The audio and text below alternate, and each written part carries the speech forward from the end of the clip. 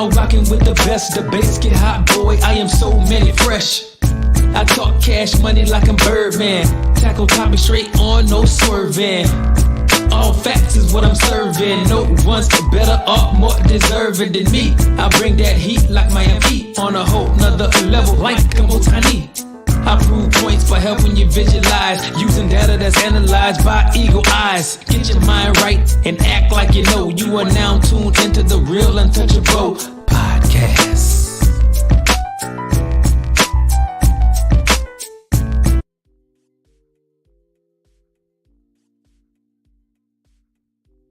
What it do, sports world, and welcome to the Real Untouchable podcast with me, Ray Diggs, man. Y'all hear the sound. Y'all know what that means. That means it's Sweet Home, Alabama. It's the 3rd October. It's the 3rd Saturday in October, and y'all know what that means. That means that Alabama will travel to Tennessee to face the Volunteers at Neyland Stadium. So y'all know what that means. Smoke them if you got it, because the Alabama Crimson Tide are coming to town. Guess what? Hey, y'all. Let me go ahead and pause this right here real quick. We're going to go ahead and jump into it. Man, this right here is a week that we got so many hell of a games, all right? We got Alabama traveling to Tennessee. We got Georgia visiting Texas down there in Austin. This right here going to be a crazy weekend. But what this right here can also determine, this right here is a weekend where at least 2 of these teams right here, if they lose this game, well, actually 3, if they lose this game, they probably most likely going to be on life support after this game right here. But hey, listen, y'all, before I get started, man, make sure y'all hit the like button, the subscribe button, and also the share button. And make sure y'all give me your feedback on what y'all think about this segment. But hey, we got number 7 Alabama traveling to number 11 Tennessee, Neyland Stadium, the 3rd Saturday in October, where these 2 teams are about to ready to get it down. Hey, this right here going to be a hell of a game. Now, what's on the line between these 2 teams, Alabama and Tennessee, is the loser of this game pretty much is going to go on life support, meaning that it's only a matter of time where somebody pulls the plug on them, okay? Because you can lose 2 games. And Alabama pretty much put themselves in this situation by losing to Vanderbilt, okay? Tennessee put themselves in this situation losing to my Hogs, my Razorbacks, okay? And that's the reason why we're here right now. We didn't expect for these 2 teams to lose that early in the season, honestly. Let's be real. I did not expect Alabama to lose to Vanderbilt. I damn sure didn't expect for Tennessee to go down to Fayetteville and lose to the Razorbacks. But guess what? It happened and we're here. And that's why this game right here is such an important game for both of these teams. Okay? We got Jalen Milroe and we got Nico. We got 2 hell of a quarterbacks that's going to have their talents on display. Now, the reason why I think Alabama will win this game is because Tennessee, yes, Tennessee had a hell of a defensive line. I think they probably got one of the top 3 defensive lines in all of college football. Okay? But Alabama really got a really good offensive line. Okay, so it's basically it's going to be sprint versus sprint. Now, when we look at these 2 teams on the other side of the ball, we look at Tennessee's offense versus Alabama's defense. That's the weakness of both of these teams. Okay, and I know what y'all saying. Y'all probably thinking like Nico at quarterback. This right here is a weakness for Tennessee. Yes, it is. And same thing with Alabama. Kane Womack has been horrible in the play calling. But I can't blame it all on him. I can't blame it all on Kane Womack, because you want to know why? Because the players go out there and make plays. And that is something that Alabama defense have not done this year. But I expect the Alabama defense to be able to contain Nico in that Tennessee offense, because one thing that Tennessee is missing this season that they always have, Josh Heupel always have, is that 1 or 2 playmakers that can get down the field like the Tillmans and those dudes that's fast, that can get down the field and actually make it uncomfortable for a very young Alabama secondary. Now, if they can do that, if they can get Brew McCoy or one of those dudes one-on-one with one of these young cornerbacks, then Tennessee can possibly get, make some big plays. And hope.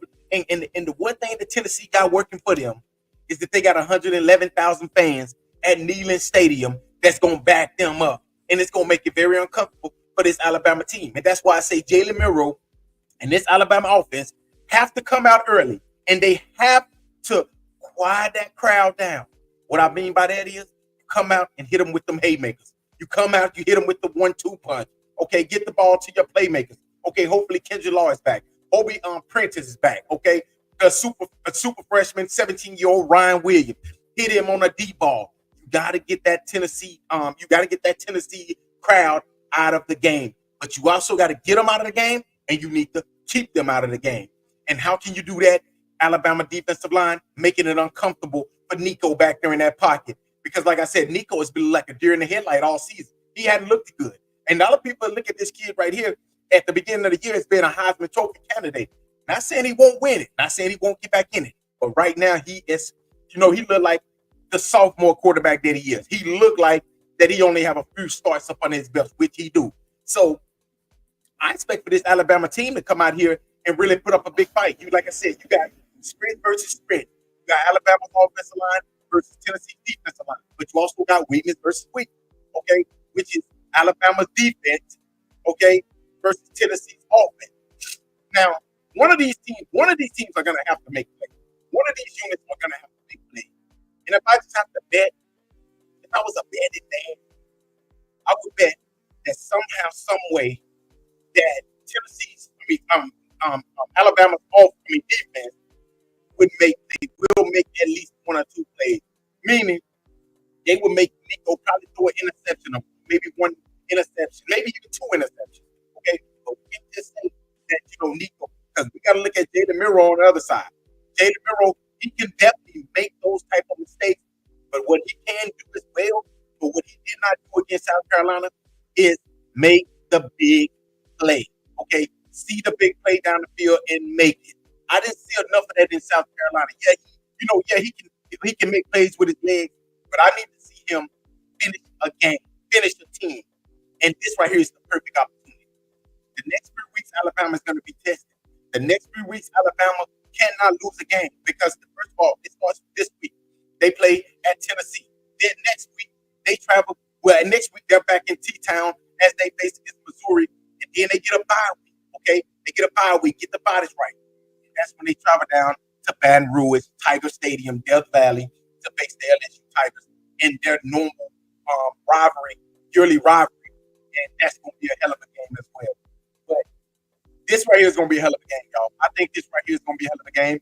My prediction for this game right here will be, I think Alabama goes into Neyland Stadium. I think they go in there and they get the win. Somehow, some way. I'm going to predict the score to be 35-28. I think that Alabama can cook up just enough points. Okay, 35. I know that's a lot. I wanted to go with it to be 24-17 because I look at these two offenses and I say these two offenses is not the normal explosive offenses that they've normally been. But like I said, Tennessee could get it going. Tennessee could get it going against Alabama. This right here could be the game where Tennessee offense actually gets it going. And if that happens, listen, Alabama is going to be in big trouble going against this Tennessee offense because they didn't want to do an explosive game. They hadn't really had an explosive game all season.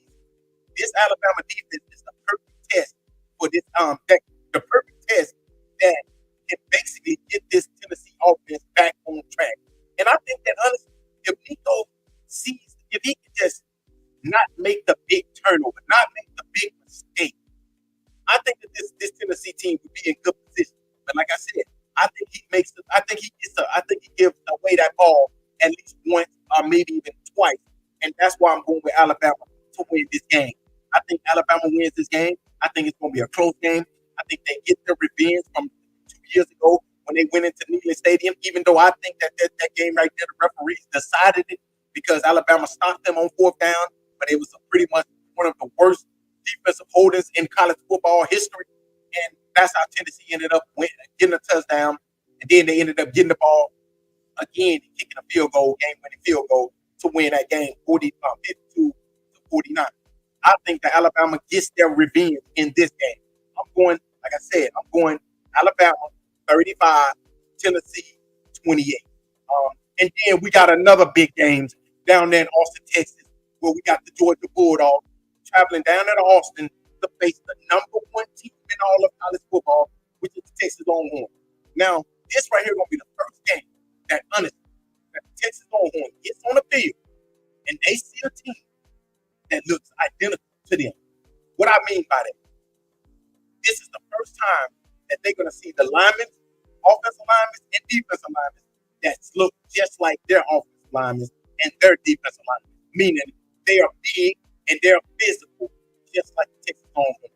Now, this game right here is going to come down to which quarterback can make the big throw. Now, we look at Texas and Quinn Ewers.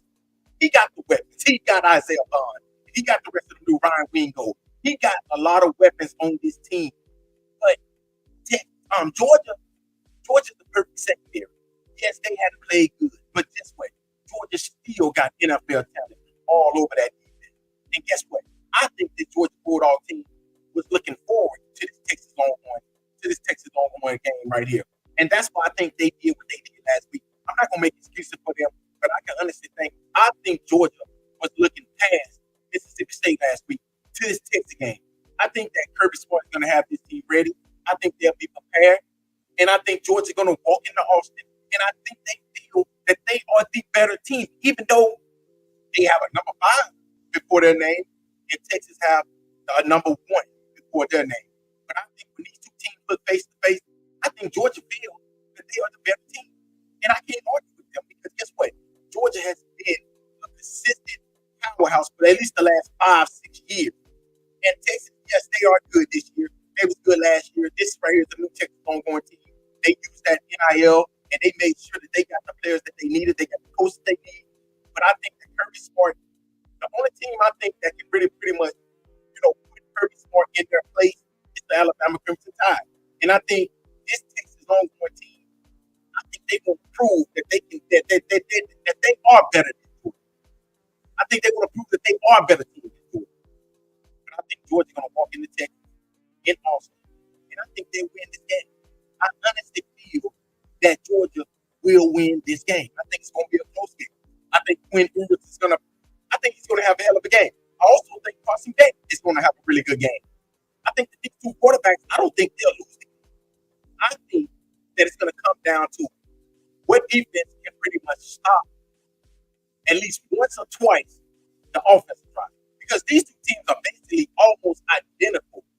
Even though Texas throws more, I think that Georgia has been throwing just as much these last 3 weeks. The second half against Alabama, against Mississippi State, they've been throwing it a lot. So when I look at these two teams, this is the perfect matchup, the perfect time.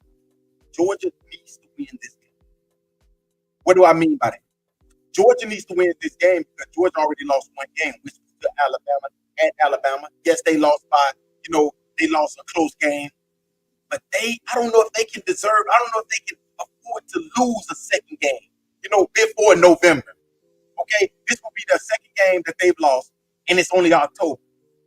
I think that Georgia needs this game more than Texas. And that's the reason why I think that's the reason why I think that Georgia comes out here with a sense of urgency, and I think they'll win the game. I think it's going to be a close game. I think it's going to be more of a 31-28 type of game. Okay? I think that Georgia will cook up about 31 points against this Texas Longhorn team, and I think that they make a big stop in the fourth quarter, and I think they seal this win. I think that in this right here, if Texas wins this game, if Georgia wins this game, that pretty much is going to shake up the SEC because we got to think about it. That means that Texas is going to have one loss, Georgia have one loss, and the winner out of Tennessee, Alabama, one loss. You got Missouri with one loss. You got so many teams down there with just one loss. And you think about it. You got LSU with one loss. You got Arkansas with 2 losses. Okay, you got Vanderbilt down there with 2 losses. So when we look at this game right here, the SEC could be shaken up with this game right here in the Tennessee-Alabama game. Okay, but I'm gonna go with Alabama. I'm gonna go with Georgia to win this game. I'm gonna go with them to walk into Texas Longhorn Stadium in Austin and win this game 31-28. Like I said, I think Quinn Ewers have a big game. I think Carson Beck's gonna have a good game. I think maybe Carson Beck may throw the ball, maybe throw one pick. Quinn Ewers might throw 1 or 2 picks as well. But I think this Georgia Bulldog defense, I think their secondary mainly is up to the task. I think this team want to prove to the college football world that they are still a team, a unit to be reckoned with. And that's why I'm going to go with the Georgia Bulldogs. Like I said, I think they're going to have a sense of urgency. I think they're going to come out here. They know that they need to win this game. This is almost, I'm not saying it's a must win, but it really is a must win for this Georgia team. And that's why I think they will walk in to Austin and win this game. But y'all let me know what y'all think, man. Let me know what y'all think about this segment. Y'all know I just gave y'all my predictions, but hey, make sure y'all come back to the next episode. I will be giving you all my predictions for the rest of the top 25 teams in all of college football. I'm going to go down the line. It's not going to be a long episode, so make sure y'all tune in. And also, we got a boxing. Y'all know we have Benavides, and also Bibble win at it this past week. So make sure y'all tune in for that episode as well. Until next time, y'all have a great Friday night, y'all. Peace. Hit my music.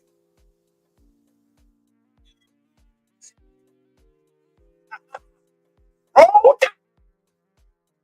We're going to ride to the